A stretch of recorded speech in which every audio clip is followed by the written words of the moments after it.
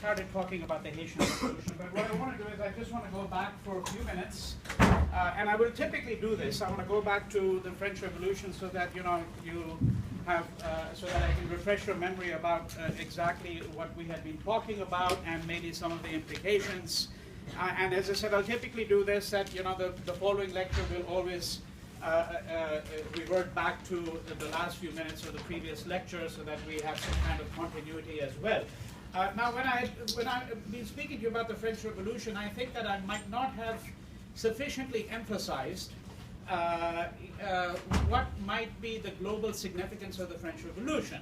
And of course, the fact that I'm going to be speaking to you at some length about the Haitian Revolution should indicate to you that I also see that the French Revolution had some kind of limitations, which we're going to consider in due course. But what exactly is it that the French Revolution did? It marked the arrival of the modern bourgeois capitalist society in the history of France, and then, of course, from there to the rest of Europe in pieces and parts, and then elsewhere in the world. And Tocqueville, whom some of you might be familiar with because he's the author of this magisterial work, which is still read, on democracy in America, in a book that he wrote on the ancient regime and revolution, he said that the revolution's basic aim, and I'm quoting him, was to sweep away the last vestiges of the Middle Ages. So it was the classic model of the bourgeois revolution. Everywhere in Europe, the formation of modern society originated at the heart of the old economic and social system, with its feudal vestiges, and in the long run at the system's expense. The process in varying degrees worked to the benefit of the bourgeoisie. So what was the ancient regime that was displaced by the French Revolution characterized by? Socially, we could say it was characterized by aristocratic privilege, right? Remember that of the three estates that were summoned by Louis XVI, right, the clergy and the nobility together accounted for only approximately 2 to 3% of the entire population, right? So socially, the ancient regime was characterized, I'm saying, by what you might call as aristocratic privilege, and politically by, of course, royal absolutism. That is the notion of the divine right of kings. And so when we see the rise of the bourgeoisie, it's going to be accompanied by a corresponding decline in the power of the aristocracy in feudal society. Right? Now, there's one other interesting question. I've given you basically a description in brief of what might be the ways in which you could characterize the French Revolution. So you could say that, for example, in economic terms, it was anti-feudal and capitalist in spirit. In social terms, it was anti-aristocratic, right, and led to the rise of the bourgeoisie. In national terms, we could say that it led to the idea of one indivisible nation. And that's, of course, the importance of the national anthem. Why is it that every country in the world has a national anthem, and the minute the national anthem comes on, we're all supposed to, feel proud if we are subjects of that particular nation, right? But let's put it in somewhat different terms for a moment. In other words, how would you compare the French Revolution to what happened in Britain in the Puritan Revolution, which is some time ago, right? And what happened in the American Revolution? Because, of course, as you know, the Declaration of Independence, 1770s, so it's a contemporaneous event. Now, if you turn to Britain, we find that a group of people known as the levelers, who were quite important in the Puritan Revolution, they did not proclaim the universality and equality of rights. The establishment of political liberty in Britain did not strike any blows at the foundation of a social hierarchy based on wealth. Right? In Britain, I'm saying to you, the Puritan Revolution did not really strike at the roots of social inequality, and did not really strike at the roots of the fact that there was enormous disparities of wealth. And now that's something to keep in mind, because our modern age is also characterized by enormous disparities of wealth. Nowhere more so, you could say, in some respects, than the United States in some respects. Right? So the British Constitution, and when I say the British Constitution, I'm talking about an unwritten constitution, because I'm sure, as you know, Britain did not have and does not have down to the present day a written constitution, but the British Constitution did not recognize the rights of man, but rather it recognized simply the rights of the British, right? Which is to say that one of the things that the English Revolution did was it basically proclaimed English liberties and the liberties of common people, but it did not have that universal spirit, right, which the French Revolution had in some sense. How universal the French Revolution is a subject that we're going to turn to in just a moment when we turn to the Haitian Revolution. Now, if you contrast it with what happened in the United States or in the American colonies, eventually leading to, of course, the Declaration of Independence by the colonies, and then what eventually is going to become the United States, the American colonies justified their secession in the name of the theory of the free contract, right? The universalism of natural law, in other words, was to be revealed in public law. But what is arresting about the American Revolution is that equality was never fully recognized. And again, you could say that that remains one of the cornerstones of American democracy, namely the fact that it actually disavows the idea of equality completely. All right? So the social hierarchy of wealth that persisted even actually among white people. It's not that it persisted across races, because we know that the Declaration of Independence and even the American Constitution in the 18th century had no place at all for black people, right? But even among white people, the hierarchy of wealth was never really disputed. Right? And which is one reason why, of course, you know that most of the majority of the signatories to the Declaration of Independence were actually wealthy men, and they were slave owners, right? Right? So this is something that which I think actually distinguishes the French Revolution from both the American Revolution and what you might call the English Revolution or the Puritan Revolution. If I had to use that phrase, I would say that there was still behind the American Revolution the idea of the aristocracy of money was still very much there. All right? So this is, I think, one of the fundamental differences that we can speak about when we're really speaking about the differences between the French Revolution and other revolutions in the West. All right? Now, with this, let me turn to the Haitian Revolution, and this is the slide with which I had stopped my lecture to you of previous Friday, because I've been speaking here about, remember if you turn back to this slide here, we're talking about the Greater Antilles, and we're talking about you know, what is present-day Haiti and the Dominican Republic, but which back then was, of course, the island of Santo Domingo, and one of the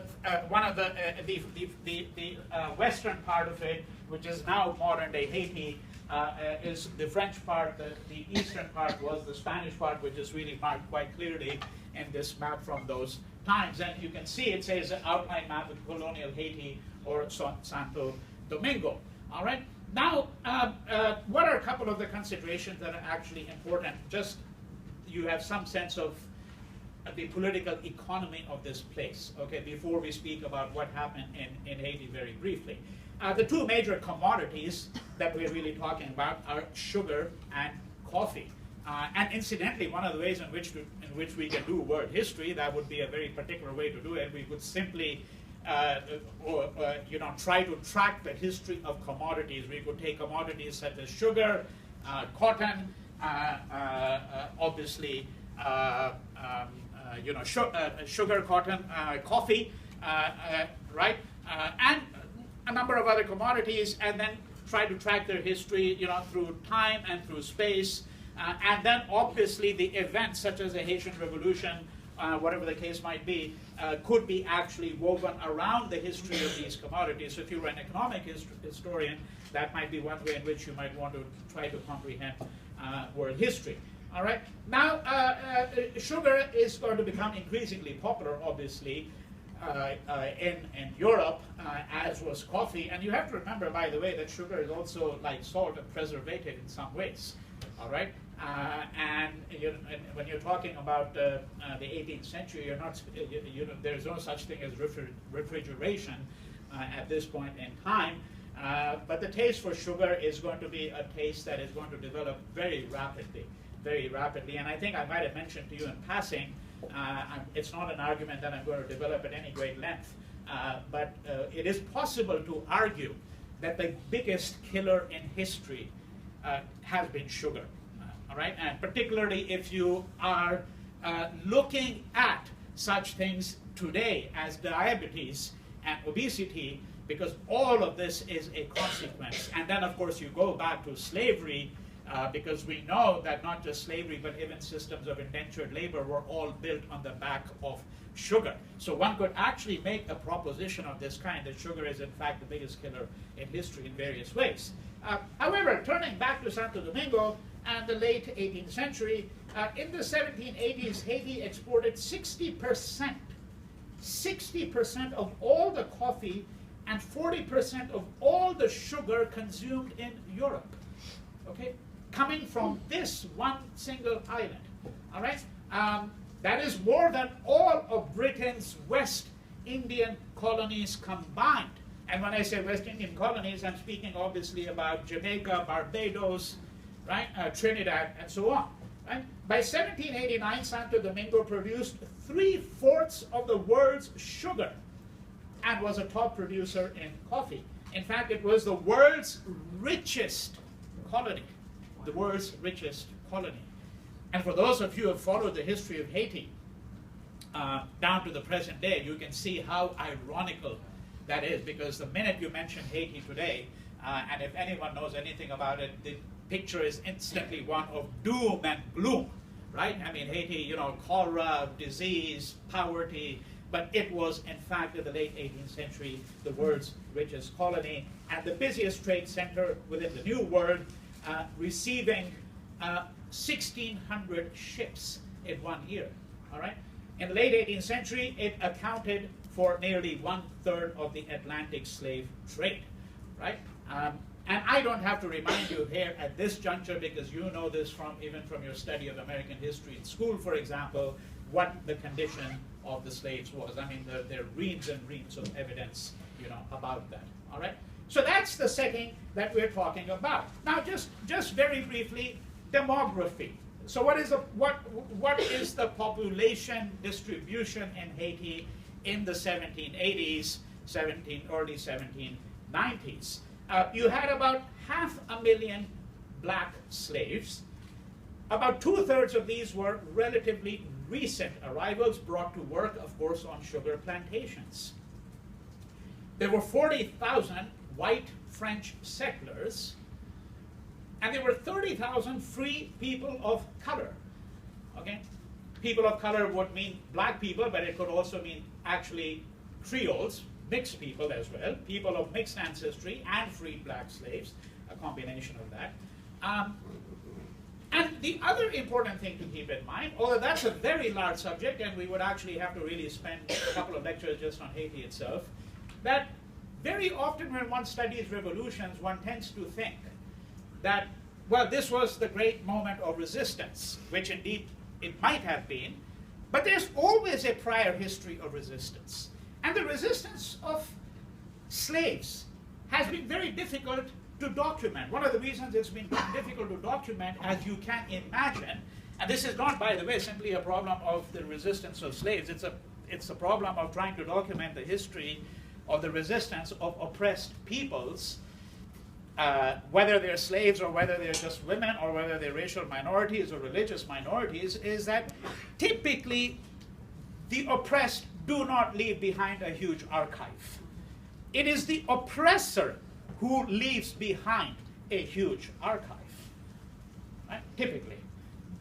So if we're trying to understand, because what I'm simply trying to suggest is that resistance just doesn't grow out of trees. There's usually a long prehistory of that, but we're not very often aware of that. And of course, we have to understand what the nature of resistance is. I'll give you a very simple illustration, and you don't actually even have to view it as resistance if you don't want to, but I'm just giving you the range of sentiments you may have to think about when you think about something called resistance. So, you know, there's a famous author, I'm sure all of you have heard of him, 20th century author, George Orwell. Has been revived in recent years, in recent months after the election of Donald J. Trump, because some people are already thinking about 1984 and all of that.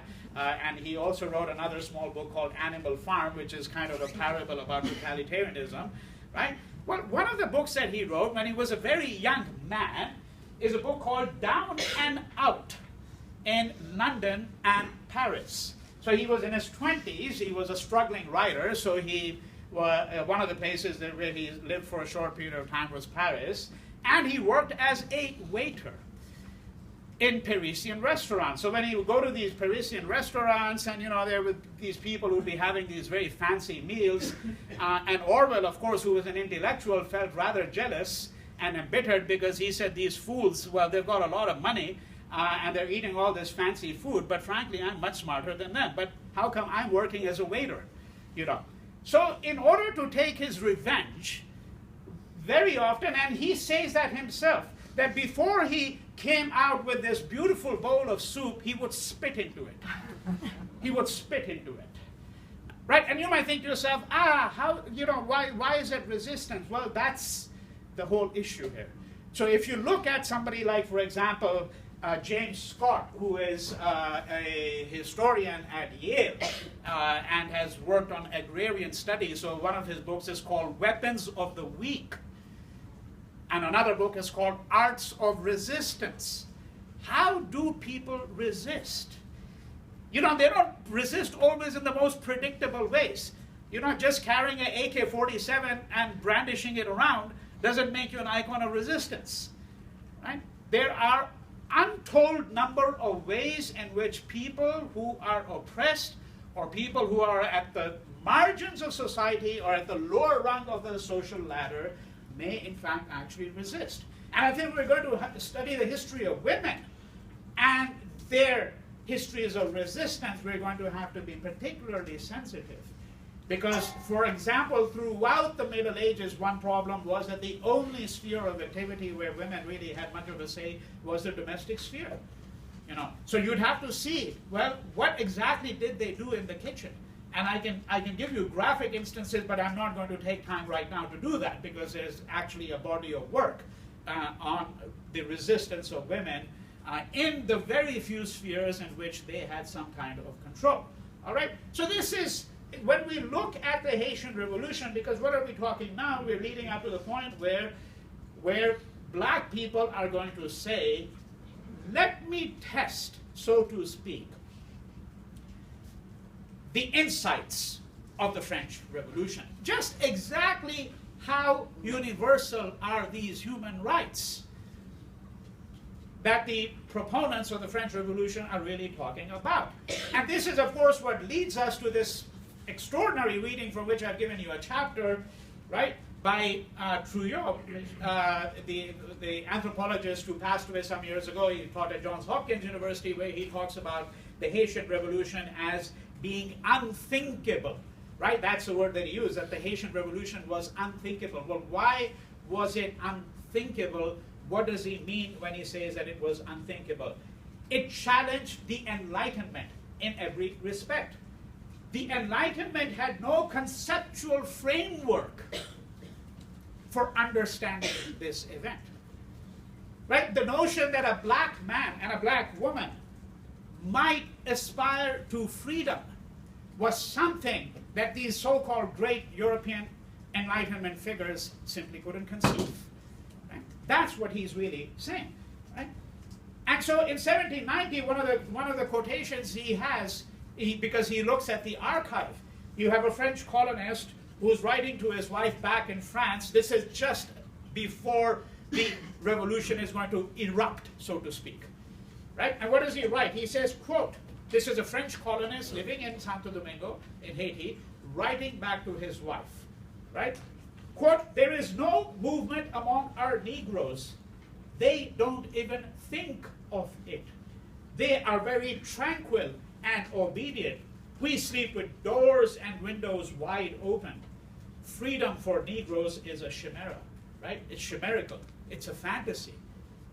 Right? It's this confidence with which he writes, because he thinks that the idea that black people would revolt is unthinkable. It's unthinkable because, frankly, the notion that they actually aspire to freedom is nonsense.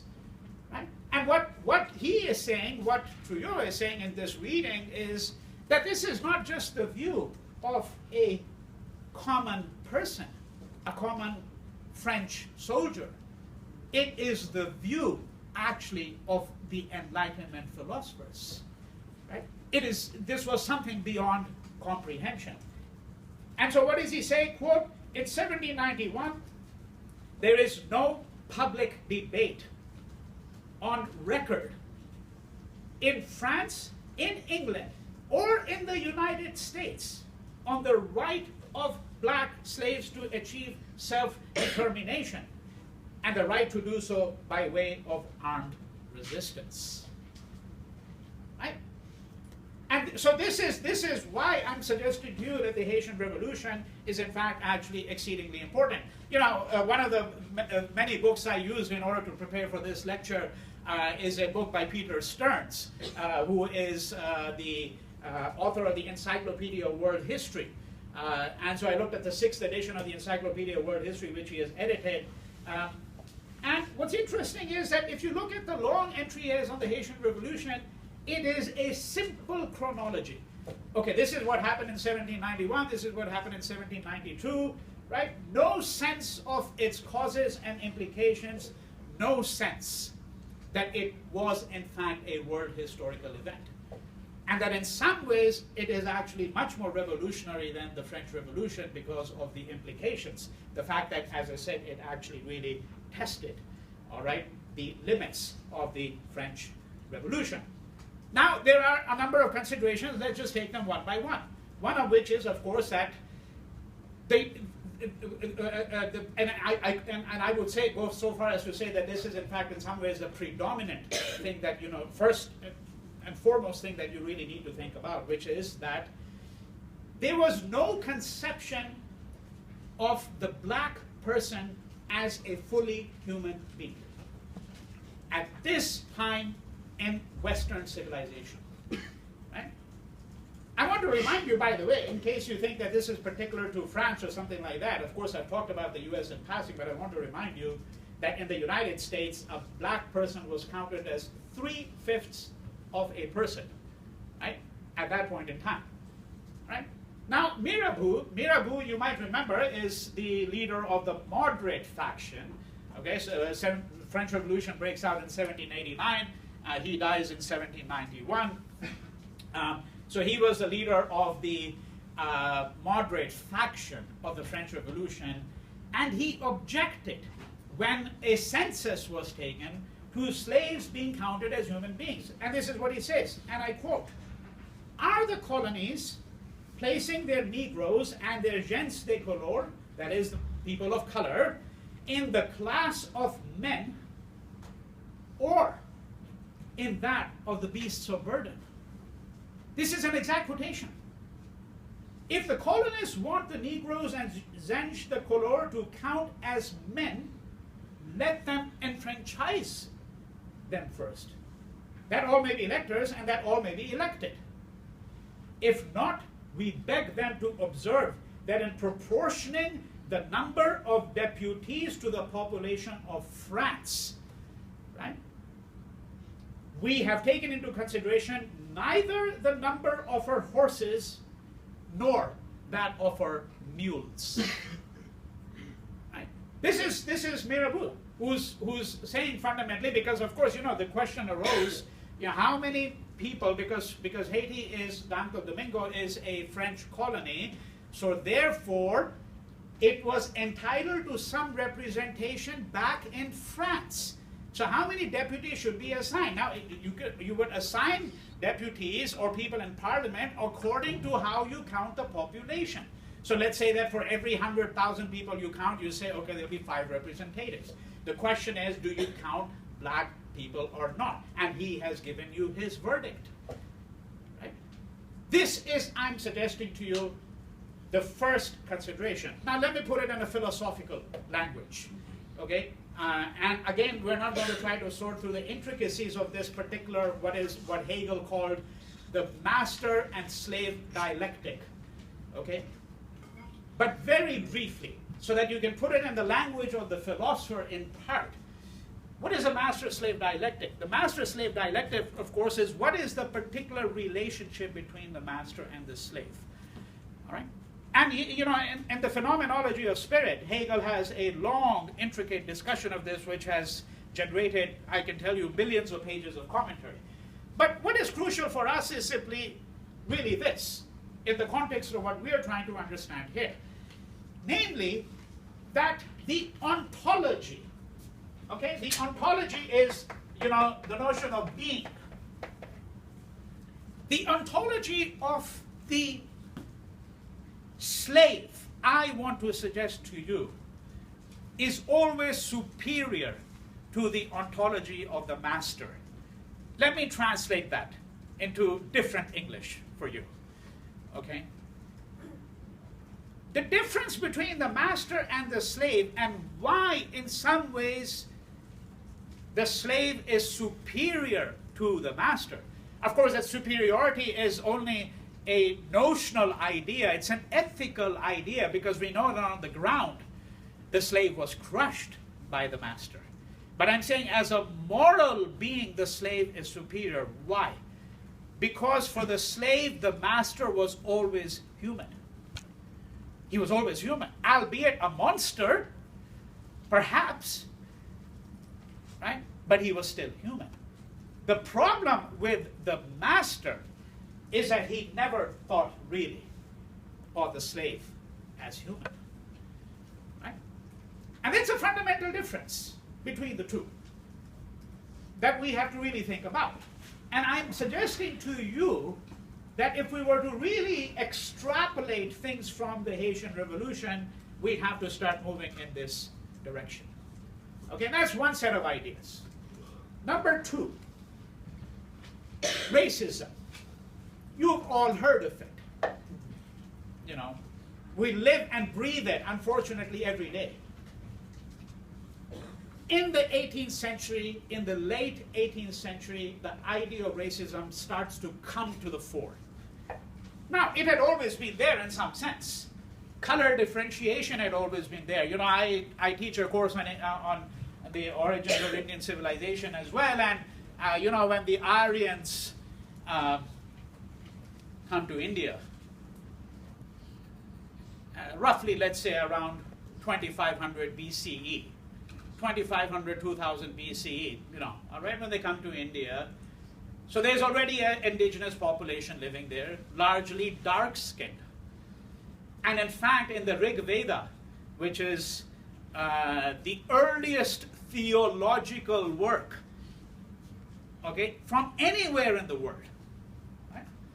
In the Rig Veda, there is a description of the Aryans coming in, subduing the snub-nosed and dark-skinned ones, it says. Now, should we conclude from this, therefore, that there was something called racism among the early Aryans in 2000, 1500 BCE? Right? And I want to suggest to you, no. We need to make a distinction between race and color.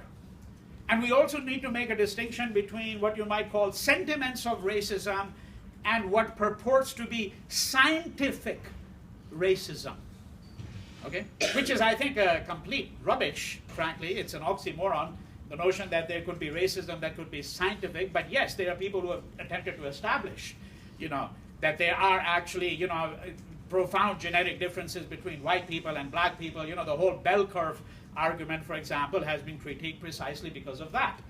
All right? But all of these are very large stories, as I'm sure you all understand. Right? What we're simply trying to do is to establish the fact that, number one, race and color is different. So, for example, in India, I would say down to the present day, there is a profound color differentiation. And I think people are acutely aware of that. All right? However, and to say this is not to minimize the fact that there can be discrimination based on color, which could be just as vicious, right, as any other form of discrimination. But discrimination or differentiation based on color does not always lead to racism. Racism is a theory. It's an ideology. It's an ideology. which purports to establish differences on a systematic basis, not on a kind of an ad hoc basis. You know? Right? That's the difference, in part. So I would say, for example, that racism is actually a problem of Western civilization. Now, others have inherited it too. But I don't think, for example, that something called racism existed in China or Japan or Korea or India, and certainly not among black people. This was a problem of Western civilization. And again, there are many arguments for why that was the case. To what extent was it a biblical sanction behind it? To what extent was it the fact that, of course, as Europe becomes triumphant in the 18th century, it sets up all kinds of hierarchies.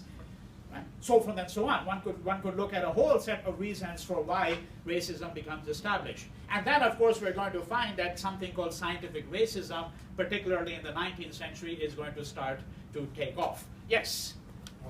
Sorry, how is that different from the caste system in India? Very, very big question. I mean, the question is relevant. Let me say at the outset, the question is relevant, but we would have to revisit the whole history of caste. So there's some here who probably don't even know, but this caste system is a system which is, well, some people would argue unique to India, although I can tell you, by the way, that if you read tracts on slavery written in the Deep South, George Fitzhugh, for example, would be an illustration if you ever want to check him out. They use the word caste to describe the differences between black people in the Deep South and white plantation society. All right? All right? The question here is, could that be considered a form of racism? There is absolutely no way for me to address that question in 2 minutes. I can tell you when they had a big conference in Durban, okay, which was a worldwide conference against racism, and this was held in 2005, 2006, to the best of my recollection. This was one of the questions that came up. All right, the Indian government, of course, had strenuously opposed including the caste system within the ambit of discussion of whether it's racism or not, because the first thing that, and that goes in part to answering your question in a very simple sense, caste is based on a system of occupation. Okay? The whole system of caste is based on occupational differences. And it, in principle, has nothing to do at all with race. Absolutely nothing. Now, of course, we know that in reality, social institutions and social practices do not work that way, right? Which is why your question, as I'm saying, is entirely legitimate, but you understand that it's going to be impossible to try to discuss the complexities of caste, because, again, this is an institution that has changed over a period of time. And the word caste, by the way, is not an Indian word. It's a Portuguese word. It is not even called the caste system in India. Okay? It's a Portuguese word, casta. Right? So in Sanskrit, you would use the word varna. So I hope that that gives you a sense of how difficult it is going to be able to address without actually getting completely derailed. All right? Now, so what happens in Haiti is you have black people revolting. They're going to be under the leadership. So these are some of the words. So I've talked about two things. I've talked about the master-slave dialectic and this whole idea of, what is the relationship of the master to the slave. I've talked about racism, right, very briefly. And, of course, what we're talking about here is a colonial situation. Because, of course, Haiti is a French colony. And colonialism will, as you can imagine, going to be one of the principal 3 or 4 themes of this entire course. Right? So we're beginning to move into the whole question of colonialism and what exactly defines colonialism. What is a colonial situation? In part, I've already hinted at it. For example, Mirabeau's whole pronouncement about not considering black people, this has to be, as human, this has to be considered in the context of colonialism, because, of course, France was the mother country, right? And Haiti was a colony. Now, the principal leader is a man called Touissant Louverture, 1743 to 1803. We're going to get back to that slide, but here's a contemporary portrait of him, and you see another one over here. and a third one over here. So these are all contemporary portraits of him that give you a sense of who he is. The book that I recommend very highly, it reads like a beautiful novel, although it's actually a history, is by a man called C.L.R. James, who wrote a book called Black Jacobins. I had mentioned this book in my previous lecture as well. All right.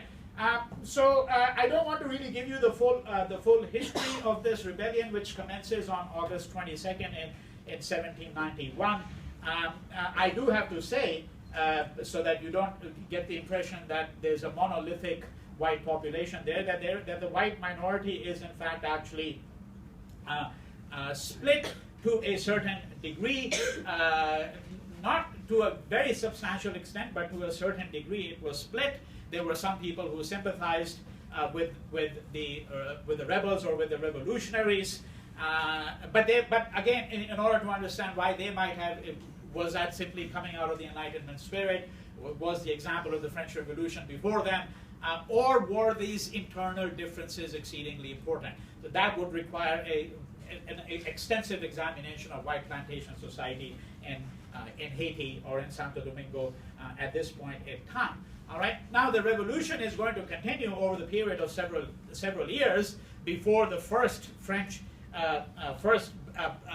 free black republic is going to be established in 1804, and it's going to be established by this man over here, Jean-Jacques Dessalines, 1758 to 1806. He's the second in command after Touissant, who dies in 1803. So he takes over basically the leadership of the insurgents after Touissant's death. All right. Now, a couple of other interesting things that we need to think about. Remember that back in France, quick question? When did the French take over what was Spain's? This happens decades before. Because what had happened was that, which I very briefly mentioned, Spain had basically decided that its territories in Mexico and Peru were more important, so basically it neglected it, and then France is going to take over, particularly the western half. The eastern half still remained under Spanish control. All right. Okay. Now let's for a moment go back to France. Okay, because remember what is happening in France, that the French Revolution, which begins in 1789, is going to end up with the installation after the terror and all of that, and the fact that most of the great leaders of the revolution themselves are eventually going to be guillotined, right? That in 1799, Napoleon Bonaparte is going to become the first Council of France, and then eventually is going to become the emperor. So what does he do? He restores slavery. Because one of the things that the French Revolution had done was that they had, in fact, actually, under the National Convention, they had abolished slavery in 1793. Right? Now, he restores slavery, and when, of course, the Haitian Revolution breaks out, he sends an armada, that is a fleet of ships accompanied by 43,000 soldiers to suppress the slave revolt. Right? And this is, of course, interesting because, I mean, it's not simply that Napoleon himself was, of course, a figure of authoritarianism, which he certainly was, but it's very clear that the effects of the French Revolution in this sense, in this particular case, were obviously very short-lived. I mean, you can read it in two ways, because you could say, of course, that people like Touissant Louverture were in fact actually inspired by the French Revolution. They had the model of the French Revolution, and what they wanted to do was to say that, well, we want to really see how universal these rights are that are proclaimed by the French Revolution. Do they extend to black people? Do they extend to women? Right? And I have to say, of course, that that at this point in time, we cannot say that the Haitian Revolution was particularly attentive to the rights of women. This question is not coming up at this particular juncture. That's a question that's going to be addressed, obviously, much later on, right? So when we speak about this conception of being fully human, we would have to think about, well, what was the way in which women were being conceptualized in the late 18th century, all right, and moving into the 19th century as well. But returning to this theme, what Napoleon does is he basically sends an armada with 43,000 soldiers. Just to give you a sense that these kinds of comparisons are always useful, because 43,000 is just a number. But when I tell you that this was nearly the same size of the army used by the British against the entire American colonies, that gives you, in a much smaller place, that gives you a sense of the extent of repression that was going to be unleashed by France. And according to at least some sources, although this is disputed, 90% of these soldiers never returned. Out of these 43,000 never returned to France. That is, that they died in the fighting, that took place. The British themselves are going to also come to the assistance because, as I put it very often, you'll have to excuse the phrase, but scoundrels find each other. That is to say that the British plantation owners in the West Indies were also getting alarmed, because if you have a revolution going on here, well, what is the security of your plantations in Trinidad, in Jamaica, in Barbados, right? And so they're going to send troops as well, and Touissant Louverture is going to actually defeat French, Spanish, and British armies, right? That's what we're really speaking about at this point in time. This was, of course, completely incomprehensible, the fact that these Haitian army, which was essentially peasants, if I may put it this way, and rebels, right, who had not received professional training, professional military training, fighting professional armies. Because by this time, in the late 18th century, you're talking about professional armies, right? And that's a long history there which we cannot enter into. That is, how did armies change in Europe over a period of time, all right? Okay, so French forces are going to be defeated decisively in 1804, and that is when Haiti is going to be declared an independent republic. Now, I'm sorry, I may not be able to take any questions right now because I really do have a bit of territory that I want to cover, okay? Let me move to the last set of considerations. The logical question to ask, number one, is how welcome was the Haitian Revolution in the United States? I mean, the American colonies had just fought for their freedom. They had evicted the British. They had been aided by the French, of course, as you know, and that was one of the reasons that why France had gone into debt, because it had put in a substantial, one of many reasons, to put a substantial amount of money into defeating the British, the forces of King George, in the American colonies. And I think it needs to be said just unequivocally that a free country ruled by former slaves was not a prospect welcomed in the United States, or indeed anywhere in the Western Hemisphere. In fact, I would say that the French did everything possible to instigate fear among white people in the US and elsewhere. So the French minister Charles Talleyrand writes to James Madison. And what is he writing to Madison for? He's writing because he's trying to impress upon Madison the desirability that the US should impose a blockade of Santo Domingo/Haiti. And this is what he says, Charles Talleyrand, the French minister. The existence, quote, the existence of a Negro people in arms, occupying a country it has soiled by the most criminal acts. So if you strive for your freedom, you're committing a criminal act. At least if you're black, you're committing a criminal act, right? The existence of a Negro people in arms, occupying a country it has soiled by the most criminal acts, is a horrible spectacle for all white nations, end quote. All right? So this is the French minister writing. Jefferson, the great paragon of liberty, was ambivalent. You can say this much for him. He was ambivalent. He didn't rule it out completely, but he was unsettled. He was troubled. What does this really mean? Okay? And he writes to his daughter Martha on 1st December 1793. quote, Santo Domingo has expelled all its whites, which is, by the way, patently false. It did not expel all its whites, any more than South Africa expelled all its whites after the end of apartheid. And when Nelson Mandela became the first president of the Free Republic of South Africa, it did not expel all its whites, okay? Santo Domingo has expelled all its whites. And why do I pause? Because, of course, what is he's doing? I mean, if I may use the language of, this is fake news. Okay? That's what it is. You know, if you want to instill fear, that's what you do in white people.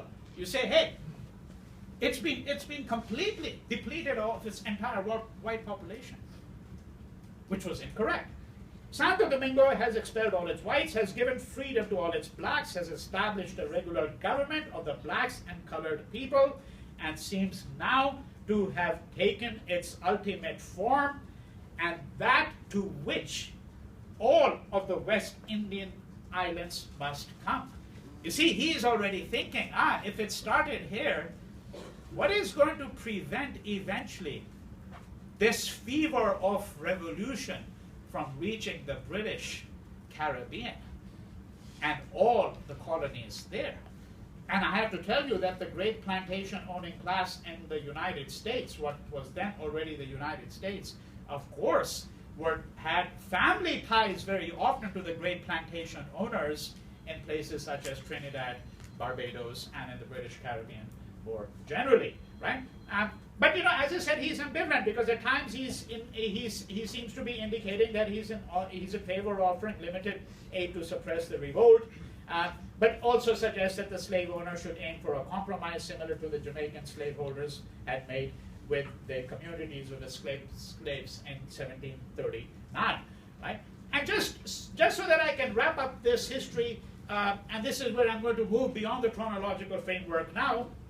I want to give you a sense of what the future of Haiti is going to be, not up till the present day, I've already hinted at that, but moving into the 1800s and the whole question of reparations, which is a question that has come up in recent years as well in the United States about reparations to black people for slavery.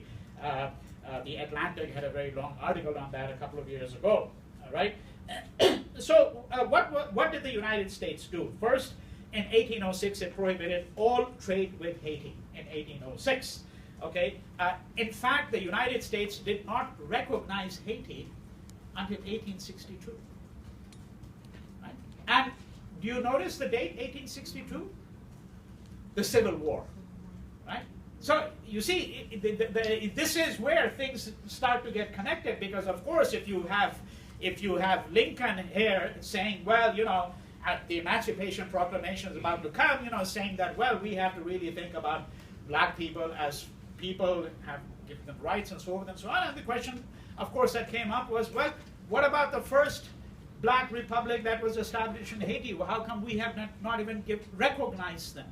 Right? Because the United States had not recognized them, as I said, until 1862. France recognized Haiti in 1825. Okay? But this recognition came with a demand that the French should be compensated for all the appropriation of the property. Okay, for the appropriation of property, and in fact Charles XI, who was a French monarch at that time, demanded 150 million gold francs, which, by the way, was at that time 10 times the entire revenue of Haiti. Okay, so he's demanding 10 times the entire revenue of Haiti as reparations for French losses in property. And in order to try to put some teeth into this demand, what he did was he sent a fleet of warships which were actually stationed very close to Haiti with the imminent threat of the recolonization of the island. All right, and I can tell you that this story of reparations here is extraordinarily sordid because, of course, the first question to ask is why should the Haitians have to pay, black people have to pay any reparations at all? If anything, you might say that it should be the white plantation owners who should be paying reparations. So this is not comparable to the present debate on reparations that we're talking about. I'm simply using the trope of reparations here to try to establish some kind of continuity. In 1838, France is eventually paid 90 million gold francs as compensation for loss of property. But guess what? Loss of property included loss of slaves. In fact, the bulk of that reparation was because slaves had been counted as property. And so in a sense, this reparation in 1838 was actually illegal because, in fact, the trade in slaves, the whole slave trade had already been abolished. Right? So how could you actually claim reparation for lost property, which included slaves, when in fact it was illegal to be trading in slaves at this point in time? All right? In 1900, Haiti was spending 80% of its national budget on repayment to France. And it is not until 1947, until 1947, nearly 150 years, okay, after the establishment of Haiti, and more than 150 years after the revolution broke out, it was not until 1947 that reparations had been given in full. All right? And of course, if you're trying to understand the modern day history of Haiti, I think all of this is something that should be palpably present before you. Okay? All right? And one last comment. We're not going to be able to talk about the Industrial Revolution, obviously, today. But it did have repercussions. Look at this here. A slave revolt in New Orleans. The greatest slave revolt conceivably in the United States up till that point in time. Some would say even in the years beyond this, until the abolition of slavery. You've all heard about Nat Turner and all of that, but this is a slave revolt that takes place around New Orleans. This is New Orleans in 1811. You can find quite a bit of information on it, but the reason I mentioned this slave revolt, because it involved a large number of people, it shows very clearly the fallout of the Haitian Revolution. There were people back in the American South, in the deep South, black people who were thinking about what was happening in Haiti. All right, so we stopped here, and we're going to take up the Industrial Revolution on Wednesday, and then India under colonial rule.